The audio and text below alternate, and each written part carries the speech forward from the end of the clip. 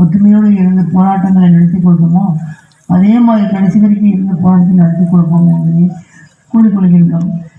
தங்கராஜ் மோகன் சொன்னார், ஒற்றுமை தான் முக்கியம், நமக்கு ஒற்றுமை தான் முக்கியம். ஏன்னா எவனா வருவான் இதெல்லாம் சொல்லிட்டு போவான், நம்மளாம் நம்பக்கூடாது. இன்னைக்கு சிஐடியும் இவர் மீனாட்சி வராருன்னா அது சிஐடி தான், அப்புறம் நாங்கள்லாம் யாரும் இல்லை. அதனால் நாங்கள்லாம் ஒன்றாக இணைந்து நீங்கள் உங்களுடைய போராட்டம் வெற்றி பெறணும், நீங்கள் ஒரு நல்ல மனுஷனாக வாழணும், இங்கே மக்களுடைய மக்களாக இருக்கணுன்ற மாதிரி தான் நாங்கள்லாம் நினைக்கிறோமே தவிர நீங்கள் வேறு நாங்கள் வேறு நினைக்க போகிறதும் கிடையாது.